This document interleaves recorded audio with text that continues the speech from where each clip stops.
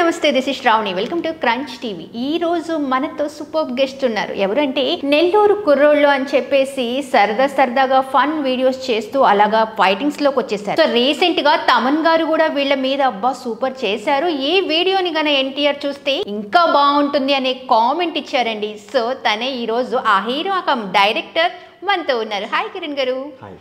తమన్ గారు మిమ్మల్ని మెచ్చుకోవడం ఒక ఎత్తైతే, ఆ తమన్ గారు జూనియర్ ఎన్టీఆర్ చూడండి ఒక్కసారి చాలా బాగా చేశారు ఈ నెల్లూరు కుర్రోళ్ళు అని చెప్పడం నిజంగా అసలు అది సూపర్ కాంప్లిమెంట్ కదా. వాడు యూస్తే మీరేమంటారు? అసలు యాక్చువల్గా మాకు ఫస్ట్ నుంచి కూడా ఆయన చాలా సపోర్ట్ చేస్తూ వచ్చారు తమన్ గారు.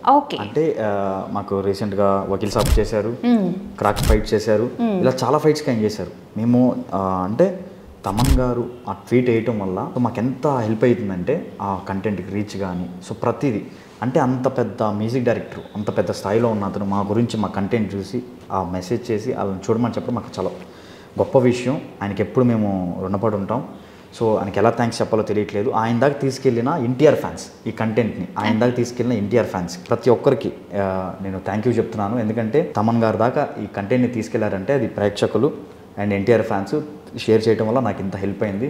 Thank you so much. ఇలాగే మంచి కంటెంట్స్ నేను చేస్తూనే ఉంటాను. ఆయన చేసి ఆ ట్వీట్ పెట్టడం వల్ల మాకు చాలా హెల్ప్ అయింది.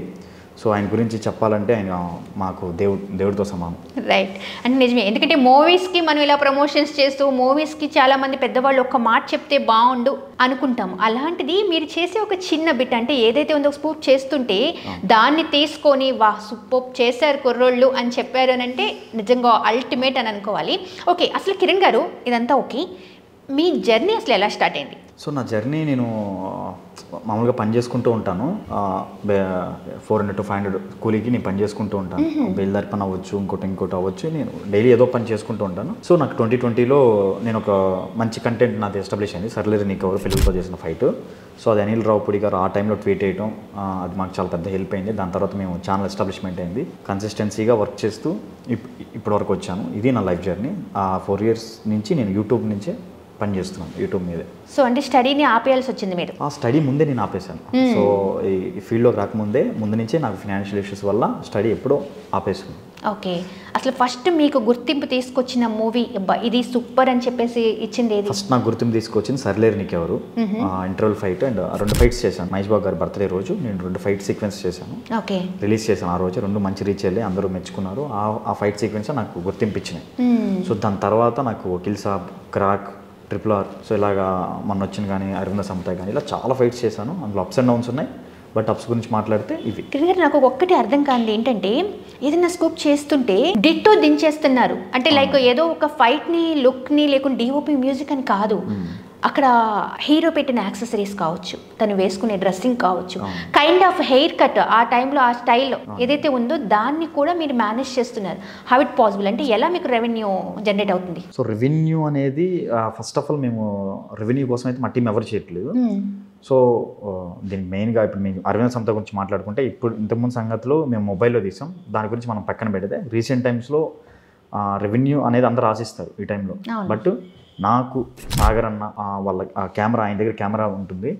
సో ఒక బ్రదర్గా నన్ను ప్రోత్సహించి ఆయన ముందుకు వచ్చి, అంటే నాకు ఎటువంటి సపోర్ట్ అని చేసేది గోపాల్ అన్న, సాగర్ అన్న. సో వీళ్ళిద్దరూ ఉండటం వల్ల నేను కంటెంట్స్ చేయగలుగుతున్నాను ఇప్పుడు ఈ సిచ్యువేషన్స్లో. సో రెవెన్యూ అనేది ఆశించకుండా ఇది మన ఛానల్, మన కంటెంట్ అని వాళ్ళు కష్టపడతారు. నాతో పాటు నా టీం అందరూ, ప్రతి ఒక్కరు, ఎడిటర్ దగ్గర నుంచి, ఆర్టిస్టుల దగ్గర నుంచి, ఫైటర్స్ దగ్గర నుంచి అందరూ కష్టపడి కిరణ్కి సపోర్ట్గా ఉంటారు. అందుకే కంటెంట్ చేయగలుగుతున్నాం. సో రిటర్న్స్ ఎంత వచ్చినా అది పక్కన పెడితే అంత బెస్ట్ అవుట్పుట్ ఇవ్వగలుగుతున్నామంటే టీం, మెయిన్గా సాగర్ అన్న. సో ఆయన మీరు చూసే ప్రతి విజువల్ ఆయన కన్నుతో చూసి ఆయన కన్ఫర్మ్ చేసింది. ఆయన చాలా ఎఫర్ట్స్ పెట్టారు అరవింద సమతకి. ఆయన సాగర్ అన్న అసలు నేను ఎంత ఎఫర్ట్స్ పెట్టడం పక్కన పెడితే ఆయన చాలా ఎఫర్ట్స్ పెట్టి చాలా టైం ఆయన వదులుకొని, అంటే ఆయన మామూలుగా అయితే బయట ప్రాజెక్ట్స్ చేస్తే మాకు పెట్టింది, మాకు 10 days వర్క్ చేశారు ఆయన. సో 10 days అదే టైం ఆయన బయట పెడితే ఆయనకి 1 lakh నుంచి 1,50,000 వచ్చింది అమౌంట్. సో మాకు చాలా సపోర్టివ్గా, అంటే ఒక బ్రదర్ కిరణ్ అంటే ఇష్టం అన్న. రెవెన్యూ అనేది పక్కన పెట్టి, రెవెన్యూ అనేది ఫస్ట్ ప్రయారిటీ ఇవ్వడం. మాకు ఫస్ట్ కిరణ్ వర్క్ చేయాలి, మనం కష్టపడాలి, కిరణ్కి సపోర్ట్గా ఉండాలి, వీళ్ళ టీం అందరూ మనం కలిసి కష్టపడాలనే థీమ్తోనే ఆయన కష్టపడతారు. సో రెవెన్యూ అనేది సెకండరీ. మా టీంలో ప్రతి ఒక్కరికి రెవెన్యూ అనేది సెకండరీ. ఫస్ట్ ప్రయారిటీ మనకి మెయిన్గా కంటెంట్. సో మా టీంలో ఉందో మాకు అలాంటి టీం దొరికింది కాబట్టి అంత బెస్ట్ అవుట్పుట్ ఇచ్చాం, ఇంతమందికి నచ్చింది అని అంటే సో ఎంతమంది నచ్చేలా చేసామంటే మెయిన్ సాగర్ అన్న తర్వాత మేమే ఇంకా మధ్య అంతా టీము ఫస్ట్ మెయిన్ సాగర్ అన్న. సో ఆయన చేసి ఇంత కష్టపడ్డారు కాబట్టి అవుట్పుట్ కోసం నేను కాంప్రమైజ్ అయినా ప్రతి విజువల్ ఆయన ఎక్కడ కాంప్రమైజ్ అవ్వకుండా చూపించారు. ఈరోజు ఆఫ్టర్ 5 months 1 year తర్వాత నేను ఇంటర్వ్యూలో కూర్చోగలుగుతున్నానంటే మెయిన్ రీజన్ సాగర్ అన్న. ఇప్పుడు ఓకే రైట్, అంటే మీకున్న ఇంట్రెస్ట్ని మీరు చాలా ప్యాషనేట్గా చెయ్యాలి అనే తపనతో మీరు ముందుకు రావడం, బట్ మీ టీం కూడా అమౌంట్ గురించి ఆలోచించకుండా, అంటే వచ్చే రెమ్యునేషన్ ఏంటి అనేది ఆలోచించకుండా వాళ్ళ టైంని స్కిల్స్ని స్పెండ్ చేయడం అనేది that was really awesome and such a good team work అనే చెప్పొచ్చు, అంతేనా? ఓకే, ఏంటి అంతలా క్వశ్చన్ మార్క్ అలా ఆలోచించేశారు? అదే చెప్పింది వింటున్నా. ఓకే ఓకే ఓకే, అంటే మీరు చెప్పింది చాలా కరెక్ట్ 100%. అంటే ఇక్కడ రెవెన్యూ అనేది ఆలోచించరు. ఇప్పుడు అక్కడ వాటర్లో పడే షాట్ ఉంది, బురదలో, అది నిజంగానే బురద, మీ సెట్ ఏమేమి. సో ఆ బురదలో నేను చెప్పగానే కిరణాన్న చెప్పారు, నా కింద నా దగ్గర పనిచేసే వాళ్ళు ఒక 10 మంది ఉంటారు ఫైటర్స్. నేనేం చెప్పినా ఎంత రిస్క్ అయినా చేస్తారు, కానీ ప్రికాషన్స్ ఉంటాయి, జాగ్రత్తగానే చేస్తారు. కానీ వాటర్లో పడమన్నా బురదలో పడమన్నా ప్రతిదీ చేస్తారు, ఎక్కడ కాంప్రమైజ్ అవ్వకుండా. కిరణాన్ని చెప్పాడని ఒక్క మాటతోనే చేస్తారు. ఇది చేస్తే మనకి డబ్బులు వస్తాయి కదా అని చేయరు. సో ప్రతి ఒక్కరు ఏంటంటే డెడికేటెడ్గా నేను ఎంత ఇవ్వగలుగుతాను, మన స్తోమత బట్టి అంత ఇస్తాం కాబట్టి, వాళ్ళ టైం మనం తీసుకుంటున్నాం కాబట్టి, వాళ్ళ కష్టాన్ని మనం తీసుకుంటున్నాం కాబట్టి, సో మనతో వచ్చింది మనం ఎంత ఇవ్వగలుగుతాం అంటే ఇస్తాం. సో అంతవరకే. బట్ రెవెన్యూ అనేది ఫస్ట్ ఆప్షన్ కాదు, చాలా కష్టపడతారు టీం అంతా కూడా. అంత అవుట్పుట్ ఇస్తున్నానంటే వాళ్ళే, అసలు నేను కాదు, నేను జస్ట్ స్క్రీన్ ముందు తీసుకొస్తున్నా, కానీ కష్టం అంతా వాళ్ళదే. టీం. మీ టీం మెంబర్స్ పేరు చెప్పండి. మా టీం మెంబర్స్ అంటే సినిమాటోగ్రఫర్గా సాగర్ అన్న and Gummadi Sai. Okay. So నాకు బాగా సపోర్టివ్గా ప్రతిదీ కేర్ చేస్తూ డైరెక్షన్ హెల్ప్ చేసేది గోపాల్ అన్న. సో ఎడిటర్ వచ్చి హన్నీ, మేజర్గా ఎడిటింగ్ వచ్చి హన్నీ అనే అబ్బాయి చేస్తాడు. ఇంకా ఆర్టిస్టులుగా అబ్దుల్. సో ఇట్లా చాలామంది ఉన్నారు రకరకాలుగా. మనకి సూర్య, వీళ్ళందరూ. మనకి మేజర్గా నా టీం వచ్చి వినయ్, ఫరీద్, సూర్య. సో వీళ్ళంతా మెయిన్గా ఉంటారు. ఇంకా చాలామంది విమోద్, వంశీ, ఇలా అందరూ ఫైటర్స్ అందరూ కూడా చాలా హెల్ప్ఫుల్గా నా కోసం చేసే వాళ్ళే ఉన్నారు. మేజర్గా టీం అయితే సాగర్ అన్న, గుమ్మడి సాయి, హన్నీ అండ్ నేను, గోపాల్ అన్న. సో మేజర్గా మీ కంటెంట్ గురించి డిస్కస్ చేస్తాం. అది ఇప్పుడంటే నెల్లూరు కుర్రోళ్ళు ఒక స్టేజ్కి, అంటే ఎందుకంటే తను ఒక వీడియో పెట్టాడు అంటే అది ల్యాక్స్లో వెళ్ళిపోవడం, అండ్ ఎస్ నెల్లూరు కుర్రోళ్ళు అనగానే వాళ్ళు అసలు సూపర్ అబ్బా అనే స్టేజ్లో వచ్చారు, రైట్? బట్ దీనికి ముందు ఎంతో కష్టపడైతే ఉంటారు, చాలా కష్టం, రైట్? అసలు ఏం జరిగింది, మీ స్టార్టప్ ఎలా జరిగింది, మీరు ఎలాంటి కష్టాలు పడ్డారు? సో ఒక కంటెంట్ చేయడానికి మేజర్ కావాల్సింది బడ్జెట్. సో బడ్జెట్ అనేది రీక్రియేషన్ అంటే ఎలా ఆలోచిస్తారంటే బయట ప్రొడ్యూసర్స్ కూడా రీక్రియేషన్ మీద రిటర్న్స్ ఉండవు, ఎందుకు చేస్తున్నారు అని అనుకుంటారు. బట్ మాకు safe content. So safe content అంటే మా టాలెంట్ చూపించడానికి కంటెంట్ ఉంటుంది, మ్యూజిక్ రెడీమేడ్గా ఉంటుంది, పెద్ద హీరోలది మనం చేస్తే మేకింగ్ కూడా ఫస్ట్ ఆఫ్ ఆల్ మేకింగ్ నేర్చుకుంటాం. నాకు మేకింగ్ రాదు. ఒక సినిమా తీయాలన్నా, ఒక షార్ట్ ఫిల్మ్ తీయాలన్నా ఫస్ట్ నీకు మేకింగ్ రావాలి కదా. నేను ఎక్కడ చదువుకోవాలా, నేను ఎక్కడ మేకింగ్ చదువుకోవాలా, అండ్ సినిమాలు చూసి ఇన్స్పైర్ అవ్వాలి. ఆ సినిమాలు చూసి ఇన్స్పైర్ అయినంత మాత్రం మనకు మేకింగ్ రాదు. దాన్ని చేస్తే వాళ్ళు ఎంత యాంగిల్స్ పెట్టారు, ఎలాంటి ఎక్విప్మెంట్ వాడారు, ఏ సీన్ ఎలా తీశారు అని ప్రతిదీ మనకు అర్థమవుతుంది. రీక్రియేషన్ చేయడం వల్ల మేకింగ్ వస్తుంది మనకి. సో మేకింగ్ లెర్నింగ్ కోసమే.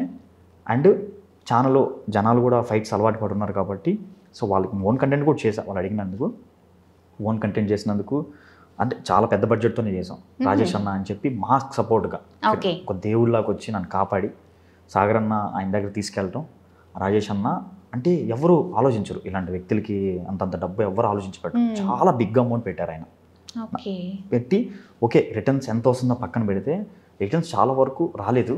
బట్ కిరణ్ మీకు ఎప్పుడు నేను హెల్ప్గానే ఉంటా, ఈ టైంలో నా సిచ్యువేషన్ బాగాలేదు కాబట్టి మీకు హెల్ప్గా లేను అని కూడా ఆయన చెప్పి చాలా మంచి వ్యక్తి. నాకు తగిలిన ప్రతి ఒక్కరు మంచి వ్యక్తే. సో నేను మంచి అందువల్ల నాకు మంచి వ్యక్తులు తగిలారో నాకైతే తెలియదు. నాకు మెయిన్గా తగిలింది గోపాల్ అన్న, సాగర్ అన్న, రాజేష్ అన్న, వీళ్ళందరూ చాలా మంచి వ్యక్తులు. అంటే సపోర్టివ్, ఎటువంటి సపోర్ట్ అయినా ఇవ్వగలిగిన వ్యక్తులు. కిరణ్ బురదలో పడ్డారంటే చేయించి లేపేది వాళ్ళే. వాళ్ళ తర్వాత ఇది మాత్రం నేను ఎంతమందిలో చెప్పమన్నా చెప్తాను. సో వాళ్ళు ఉన్నారు కాబట్టి నేను ఇక్కడ కూర్చొని ఉన్నా, వాళ్ళు లేనిదే నేను లేను. ఓకే, అంటే ఎందుకు కిరణ్ గారు అసలు ఓన్లీ ఫైటింగ్ సీన్ మాత్రమే చూసింగ్ చాయిస్ ఏదన్నా ఉందా? అంటే ఓన్లీ ఫైట్స్ అని ఎందుకంటే ఇప్పుడు ఫైట్స్ ఎంటర్టైన్మెంట్, కామెడీ అనేది ఎంటర్టైన్మెంట్, అన్నీ ఎంటర్టైన్మెంటే. బట్ ఫైట్స్ అనేది అంటే మేము లాంగ్ వ్యూవర్షిప్ గురించి ఆలోచిస్తాం. ఇంకోటి టాలెంట్ అండ్ ఫైట్స్ చేయడం వల్ల ఒక పెద్ద ఫైట్ సీక్వెన్స్ మనం హ్యాండిల్ చేసామంటే ఒక మినీ మూవీ హ్యాండిల్ చేసినంత ఒక పెద్ద ఫైట్ సీక్వెన్స్ అంటే అంత మేకింగ్ వస్తుంది మనకి, అంత నాలెడ్జ్ వస్తుంది, అంత ఒక ఫేమ్ కూడా వస్తుంది స్పీడ్గా ఫేమ్ ఉంటుంది. ఇప్పుడు తమన్ గారు ట్వీట్ చేశారు, అంత దూరం వెళ్ళింది ఆ వీడియో అంటే. సో ఆ కంటెంట్ ఆయన చూడబట్టి, ఎందుకంటే అది మన కంటెంట్ కాదు, వాళ్ళ కంటెంట్ని మనం ఇన్స్పైరే చేసిన కంటెంట్. సో మనది ఏదీ లేదు అందులో. సో ప్రతిదీ వాళ్ళది. రామలక్ష్మణ్ గారు కానీ, త్రివిక్రమ్ గారు కానీ, ఎన్టీఆర్ సార్ కానీ, తమన్ గారు కానీ, ఈ బ్యాక్గ్రౌండ్ స్కోరు, వీళ్ళ విజన్, వీళ్ళ ఎఫర్ట్సే మేము తిరిగి రీక్రియేట్ చేసాం. ఇన్స్పైర్ ఓన్లీ మేము ఇన్స్పిరేషన్తోనే చేసాం. బట్ దేవుళ్ళు వాళ్ళే ఈ కంటెంట్కి గాడ్, వాళ్ళ కన్ను, ప్రతిదీ మీరు చేసిన ఏ రీక్రియేషన్ అయినా సరే వాళ్ళు ముందు వాళ్ళ కంటెంట్ని మేము చేస్తున్నాం, ఇన్స్పైరే చేస్తున్నాం. సో ఇన్స్పైర్ అవ్వటం వల్ల ఏమవుతుందంటే మాకు మేకింగ్ వస్తుంది. అందుకోసమే ఫైట్స్ చేస్తున్నాం. కొంచెం బడ్జెట్స్ కూడా మాకు ఇది కొంచెం కన్వీనియంట్గా ఉంటుంది, అందుకని ఇది చేస్తాం మేము. ఒకవేళ షార్ట్ ఫిల్మ్స్, వెబ్ సిరీస్ కూడా ఫ్యూచర్లో ప్రొడ్యూసర్స్ ప్రజెంట్ మాకు టఫ్గానే ఉన్నారు. ఎవరైనా ప్రొడ్యూసర్స్ వచ్చి మన ఛానల్కి ఆల్రెడీ ఛానల్ మీద నెంబర్లు కూడా పెట్టున్నాం, డిఎం ఫర్ ప్రమోషన్స్ అని చెప్పి. దానికి కాంటాక్ట్ అయినా వాళ్ళ బడ్జెట్స్ మాకు చెప్పిన దానికి తగ్గట్టు మేము స్టోరీ రెడీ చేసి కూడా మేము రిలీజ్ చేయడానికి రెడీగా ఉన్నాం. సో ప్రొడ్యూసర్స్ ఎవరైనా ఉన్నా కూడా మా కంటెంట్ నచ్చి, మా టాలెంట్ నచ్చి, మా టీం వర్క్ నచ్చితే, జెన్యున్గా చెప్తున్నాను, చాలా కష్టపడతాం. ఎక్కడో మనం ఇన్వెస్ట్ చేసి పోగొట్టుకోవడం కన్నా మాలాంటి వాళ్ళ మీద ఇన్వెస్ట్మెంట్ పెడితే కొంచెం పేరు ఉంటుంది, ఎంతో కొంత రిటర్న్స్ ఉంటాయి. మోస్ట్లీ మేము 100% రిటర్న్ చేయడానికి ట్రై చేస్తాం. ఎందుకంటే యూట్యూబ్ అనేది టఫ్ సిచ్యువేషన్లో ఉంది. బట్ మోస్ట్లీ మేము కష్టపడి ఎంత ఎఫర్ట్స్ పెడతాం అంత ఎఫర్ట్స్ పెడతాం. ఏంటంటే మన కంటెంట్లో మేము అందరూ కష్టపడతాం. అందుకు మెయిన్ రీజన్ ప్రొడ్యూసర్ వస్తే ఒక కంటెంట్ బయటకు వచ్చింది. దీనికి మేమే బడ్జెట్ సెలెక్ట్ చేసుకొని మేమే చేస్తున్నాం కాబట్టి రీక్రియేషన్ అనేది మేము ప్రూవ్ చేసుకోవటానికి. వన్స్ ప్రూవ్ అయిన తర్వాత మాకు ప్రొడ్యూసర్స్ వస్తే మేము వెబ్ సిరీస్ చేయడానికి రెడీగా ఉన్నాం, మినీ మూవీ చేయడానికి కూడా రెడీగా ఉన్నాం. బట్ మినీ మూవీ చేయాలంటే మాకు కొంచెం స్కిల్స్ రావాలి, లెర్నింగ్ స్టేజ్లో ఉన్నాం. బట్ వెబ్ సిరీస్ అయితే రెడీగా ఉన్నాం. వచ్చి మనకు ఎవరైనా కాంటాక్ట్ అయ్యే వాళ్ళు ఉంటే మన ఛానల్కి కాంటాక్ట్ అయ్యి ప్రొడ్యూసర్ చేసేవాళ్ళు ఉంటే చేయండి. సో మాకు చాలా హెల్ప్ అవుతుంది, మా టీంకి, మాకు, మేము కష్టపడే తత్వానికి. మీరు ప్రతి కంటెంట్ నాకు చూడండి. సో మాకు జెన్యూనిటీ ఉంటుంది, కంటెంట్ బాగుంటుంది, ఎఫర్ట్స్ ఉంటేనే మాకు కాంటాక్ట్ అవ్వండి, పెట్టగలిగితే మాకు హెల్ప్ చేయండి. చాలా హెల్ప్ అవుతుంది మాకు. చాలా కంటెంట్ అంత రిచ్గా కనపడుతుంది కానీ మేము అంత రిచ్ కాదు. మా కడుపు కాల్చుకొని కంటెంట్కి పెట్టాం. మేము పస్తులుండి కంటెంట్కే ఖర్చు పెట్టాం. సో ఫ్యామిలీ ప్రెషర్స్ మొత్తం నేనే మోసి అందరూ అంత కష్టపడి చేసాం. బట్ మేము కంటెంట్ అంత రిచ్గా ఉందని మేమైతే రిచ్ కాదు. మేము చేసరికి మాకు ఇల్లు కూడా సరిగ్గా లేదు. మా ఇల్లు కూడా సగం విరిగిపోయి ఉంటుంది. నేను రెంటిల్లో చిన్న రూమ్లో ఉంటాను. సో నాకు చిన్న లైఫ్, నాకు పెద్ద ఛానల్ అయ్యి ఉండొచ్చు, ఎంతో రెవెన్యూ, వీడికి లక్షలు వస్తుంది అనుకుంటారు ప్రతి ఒక్కరు. నా రెవెన్యూ కూడా అంత ఉండదు. సో అసలు మేము తెలుసుకోవచ్చు మీ రెవెన్యూ ఎంత వస్తుంది అంటే దాన్ని ఎలా ఇంతమంది షేర్ చేసుకుంటారు అంటే నాకు యాక్చువల్గా రెవెన్యూ అనేది ఓపెన్గా చెప్పాలంటే ఎవ్రీ మంత్ నేను కంటెంట్ పెట్టలేను. సో ఎంటర్టైన్మెంట్ కంటెంట్ వచ్చేసరికి మనకి క్వాలిటీగా చేయాలంటే 1 lakh నుంచి 2 lakhs అవుతుంది. ఇంకా పెద్ద ఫైట్ అయితే 3 lakhs అవుతుంది. నైట్ ఎఫెక్ట్ అయితే 4 lakhs కూడా అవుతుంది. డిమాండ్ ఏంటి, మీ బడ్జెట్ తీసుకోకుండా, రెమ్యునేషన్ తీసుకోకుండా చేసిన అంత బడ్జెట్ కాల్కులేట్ అవుతుంది. సో ఇవి రావు, అంత రిటర్న్స్ రావు. ఇప్పుడు మాకు 1 million వెళ్ళింది అనుకోండి, మీకే తెలుసు 8 minutes కంటెంట్కి 1 million వెళ్తే $400 వస్తాయి. $400 అంటే మీరు లెక్కేసుకోండి ఎంత వస్తుంది, అంటే ఎన్ని మిలియన్స్ వస్తాయి, మా బడ్జెట్ రికవరీ ఉంటుంది. సో మాకు వచ్చే రెవెన్యూ మేము పెట్టే బడ్జెట్కి సంబంధమే ఉండదు. మేము ₹100 పెడితే మాకు వచ్చే రెవెన్యూ ₹30, 30% వస్తుంది, 30 to 40%. మిగతాది ఎలా రికవర్ చేసుకుంటున్నారు, ఎలా చేసుకుంటున్నారంటే లాంగ్ రన్లో ఇంకెవరైనా ప్రొడ్యూసర్స్ వస్తే, బట్ గట్టి కంటెంట్ పడితే, ఇప్పుడు గట్టి కంటెంట్ సెలెక్టివ్గా సెలెక్ట్ చేసుకొని మేము గట్టిగా కష్టపడితే 100% రిటర్న్స్ ఉంటాయి. అంటే కంటెంట్ కూడా సెలెక్టివ్గా ఉండాలి. ఇప్పుడు అరవింద్ సమతో ఒక పెద్ద ఫైట్, సో అది చేయడం వల్ల అందరికీ తెలిసింది. దానికి ముందు కూడా నేను ఫైట్లు చేశాను, కానీ ఇది వర్కౌట్ అవ్వాల. వ్యూస్ వచ్చినా పేరు రాలేదు, పేరు వచ్చినా డబ్బు రాలేదు. సో ఇట్లాంటి కంటెంట్, కానీ ఇది చాలా కష్టపడి చేసాం కాబట్టి దేవుడు కష్టానికి వాల్యూ ఇచ్చి మంచి కంటెంట్ని జనాలు ఆదరించారు. ప్రతి ఒక్కరు నా సబ్స్క్రైబర్స్ని ఎంత లేట్గా కంటెంట్ పెట్టినా పేషెన్సీగా నాది చూసి నన్ను సపోర్ట్ చేసిన ప్రతి ఒక్కరికి నేను ఎప్పుడు రుణపడి ఉంటాను. ఇంకా మంచి కంటెంట్ చేయాలి అంటే మీ సపోర్ట్ నాకు అలానే ఉండాలి. ఇంకా మంచి కంటెంట్ ముందు తీసుకొస్తాను. మీరు అడిగినట్టు ఓన్ కంటెంట్ కూడా నేను తీసుకొస్తాను. బట్ నాకు బడ్జెట్ ఇష్యూస్ ఉన్నాయి, అందువల్ల నేను ఆగుతున్నాను. ఇకపై నేను ఖచ్చితంగా మంచి కంటెంట్స్ చేయడానికి ముందుకు వస్తాను. మీరు ఇచ్చిన సపోర్ట్ నేను ఎప్పటికీ మర్చిపోలేను. ఇలాగే ముందుకు వస్తాను. నా దగ్గర నుంచి ఏమైనా తప్పులు, ఏమైనా కంటెంట్లో ఏమైనా చిన్న మిస్టేక్స్ కనపడితే క్షమించండి. నెక్స్ట్ టైం ఇంకా ఇంప్రూవ్ చేసుకొని నేను ముందుకు వస్తాను. మిమ్మల్ని ఇంప్రెస్ చేయడానికే ట్రై చేస్తాను, ఇంప్రెస్ చేయడానికే కష్టపడతాను. సో నేను తినకపోయినా మీకు ఎంటర్టైన్మెంట్ ఇస్తాను 100%. అంటే కిరణ్ గారు, ఇక్కడ చాలా వరకు ఇంకొక చిన్న సందేహం ఉంది చాలామంది. ఇప్పుడు మీరు అరవింద్ సమేత మొత్తం ఓవరాల్ ఒక పోస్టర్ని చేసేసారు, అంత పెద్ద ఫైట్ సీన్ని, మ్యూజిక్ కానీ ఎవ్రీథింగ్ యూజ్ చేశారు. కాపీ రైట్స్ ఎందుకు వీళ్ళకి పడట్లేదా అనే క్వశ్చన్ రేజ్ అవుతూ ఉంది. మీకు ఎలా సపోర్ట్ అసలు అది? కాపీ రైట్స్ యాక్చువల్గా ఇప్పుడు మేము RRR చేసాం, అదన్నీ కాపీ రైట్ కంటెంట్లే. అవును. RRRకి సాయి శ్వేత గారు అని చెప్పి మాకు ZEE5 నుంచి కొలాబరేషన్ వచ్చింది. ZEE5లో మూవీ రిలీజ్ కాబట్టి ZEE5 వాళ్ళు మాకు హెల్ప్ చేశారు. సో వీళ్ళు కంటెంట్ కష్టపడే వాళ్ళు, వీళ్ళకి మనం సపోర్ట్ ఇస్తే బాగుంటుంది అని చెప్పి వాళ్ళు హెల్ప్ చేసి టీ సిరీస్ వాళ్ళతో మాట్లాడి కొలాబ్ అయ్యి మాకు కాపీరైట్స్ తీయించారు. మోస్ట్లీ అన్ని ఫైట్స్ కాపీరైట్లు ఉండవు. అవును, సిమిలర్గా కొన్ని ఉంటాయి, కొన్ని మనం మాట్లాడుకోవచ్చు. లేదు అనుకుంటే కొన్ని మధ్యలో ఒక 1 minute డిస్టర్బెన్స్ మ్యూజిక్ వస్తుంది అని అనుకున్నప్పుడు మనం ఓన్ టూల్స్ పెట్టుకొని కొంచెం అక్కడక్కడ మేనేజ్ చేసుకొని వెళ్ళాలి. ఓన్ టూల్స్ పెట్టుకొని ఓన్గా కొట్టించి ఆ మధ్యలో మాత్రమే ఓన్ టూల్స్ పెట్టించి కొట్టించుకొని తీసుకెళ్ళాలి ముందుకి ప్రాజెక్ట్ని అయితే. సో ఇది ఉంటుంది. మేము కాపీరైట్ తెలుసుకోవడానికి ఏం చేస్తాము అంటే, ఇప్పుడు ఆడియో ఉందనుకోండి, సో ఆడియోని ప్లెయిన్ వీడియోని ఎడిట్ చేసుకొని దాన్ని అన్లిస్టెడ్లో అప్లోడ్ చేస్తాం. ఓకే, అన్లిస్టెడ్లో కానీ ప్రైవేట్లో సంథింగ్ దేంట్లో అప్లోడ్ చేస్తాం, వేరే ఛానల్లో సబ్ ఛానల్లో దేంట్లో ఒకటి అప్లోడ్ చేస్తాం. దాంట్లో కాపీరైట్ ఉందా లేదా అని చూపించేస్తుంది, లేకపోతే లేదని చూపిస్తుంది, ఉందని చూపిస్తుంది. ఉన్నప్పుడు రివ్యూ ఇష్యూస్ ఎక్కడ ఇష్యూ ఉంది ఆ ఇష్యూని మనం కరెక్ట్ చేసుకోవచ్చు. ఓకే, 2 minutes దగ్గర కాపీరైట్ పడుతుంది, 8 minutes కంటెంట్ అందులో ఇక్కడ కాపీరైట్ పడుతుంది, ఇక్కడ మనం ఏం చేయొచ్చు అని చెప్పి దాని టూల్స్ మాట్లాడుకొని సో దాన్ని మనం మేనేజ్ చేసుకుంటాం. అట్లా కిరణ్ గారు అమేజింగ్. అంటే వన్ థింగ్ చేసింది మీరు 9th క్లాస్, చదివింది 9th క్లాస్, ఎటువంటి స్కిల్స్ ఎక్కడ జర్నలిజం కానీ యాక్టింగ్ స్కిల్స్ కానీ ఎక్కడ మీరు తీసుకోలేదు. బట్ ప్రతిదీ థరోలీ మీరు ఒక వీడియోస్ని చూస్తూ మీ స్కిల్స్ని డెవలప్ చేసుకోవాలి అంతే.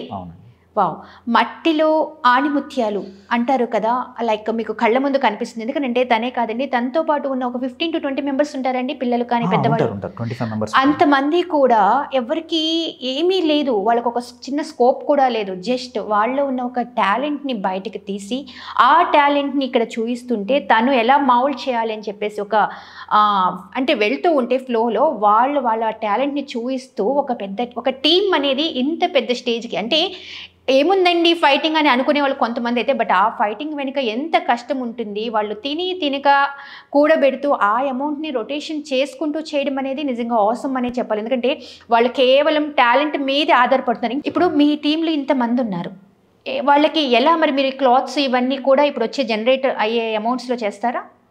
అంటే యాక్చువల్గా ఇప్పుడు మేజర్గా నేను direction department, camera department, editing department, DI, ఇవన్నీ రకరకాల డిపార్ట్మెంట్స్ ఉంటాయి కదా. Technician departments first of all revenue అనేది సెకండరీ పెట్టుకుంటాం.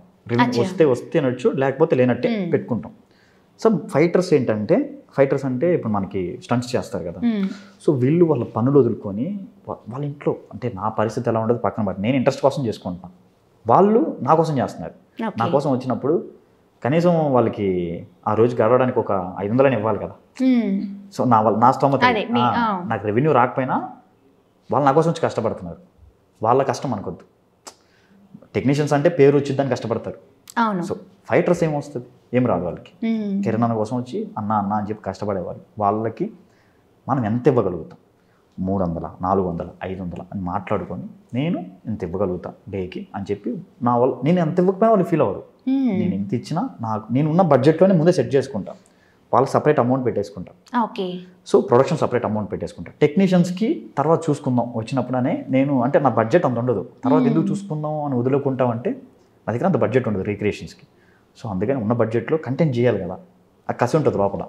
కసి ఇప్పుడు మనం అనుకుంటే సరిపోదు కదా, నరాలు పిడికిలు బిగిస్తే మన స్క్రీన్ మీద కనపడదు. చెమటొంచి విజన్ని ఆలోచించి థాట్ని స్క్రీన్ మీద తీసుకెళ్తేనే అది వస్తుంది. ఆ థాట్ని స్క్రీన్ మీద తీసుకెళ్లాలంటే ఫస్ట్ మనకి డబ్బు కావాల్సిందే. సో ఎంత డబ్బు కావాలి, మినిమం మన దగ్గర ఉన్న దాంట్లో ఎంత కావాలి. ఇప్పుడు మనకు 200 కావాల్సి వచ్చింది డబ్బులు, 100 రూపాయలు దొరికినా నేను మూవ్ అయిపోతా. ఎందుకు మూవ్ అయిపోతా అంటే నాకు అంటే రీక్రియేషన్ విషయంలోనే, ప్రతి విషయంలో కాదు, ఒక రీక్రియేషన్ విషయంలో మూవ్ అయిపోతా. సగం అమౌంట్ ఉన్నా, ఎందుకంటే తర్వాత చేసిన తర్వాత ఎట్లా అమౌంట్ వచ్చి దాంతో అడ్జస్ట్ చేసుకోవచ్చు అని అనుకుంటాను. బట్ కంటెంట్ బయటకు వెళ్ళాలి.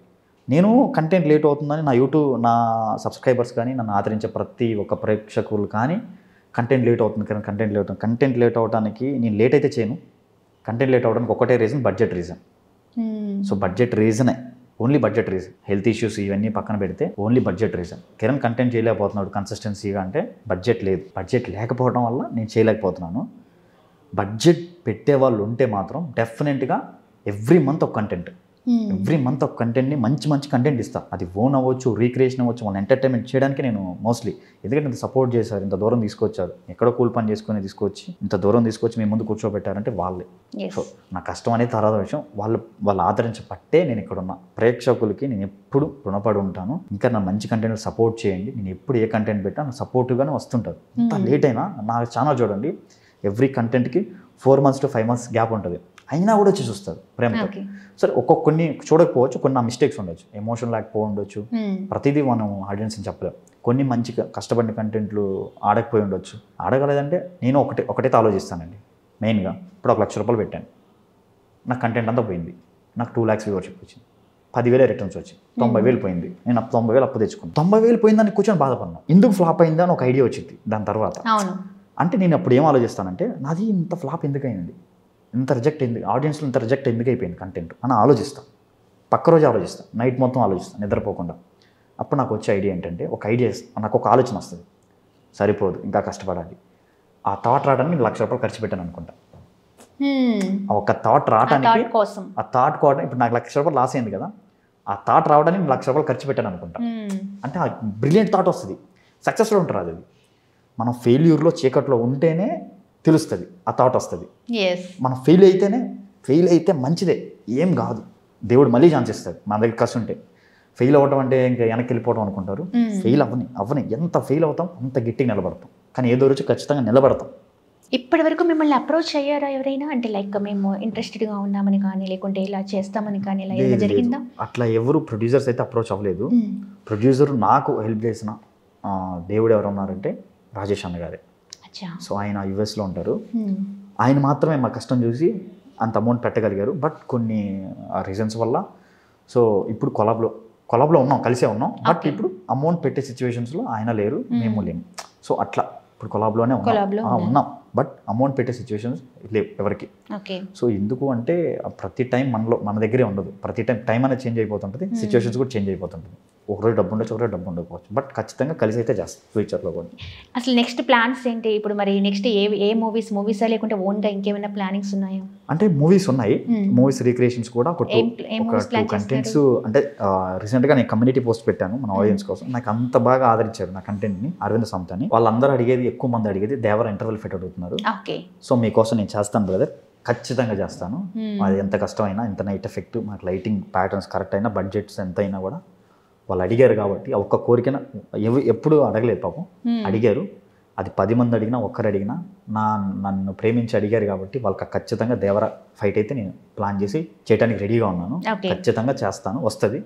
సో ఇంకా ఫ్యూచర్ కాన్ఫిడెన్స్ ఏంటంటే వెబ్ సిరీస్ చేద్దామని లైన్స్ ఉన్నాయి మా దగ్గర. లేదు మూవీస్ మీడియం బడ్జెట్లో మూవీస్ చేసుకున్నామన్నా రెడీ, కంటెంట్ చేయడానికి రెడీ మేము. సో నేను ఏ విధంగా ఉపయోగపడతానా, లేకపోతే డైరెక్షన్ చేయడానికి ఉపయోగపడతానా, లేకపోతే ఏమైనా ఆర్టిస్ట్గా ఉపయోగపడతానా, మీకు ఎటువంటి ఉపయోగం నా నుంచి ఉన్నా నేను చేయడానికి రెడీగా ఉన్నాను. నా కాంటాక్ట్ పైనే ఉంటుంది, మన టీమ్ కాంటాక్ట్ ఉంటుంది.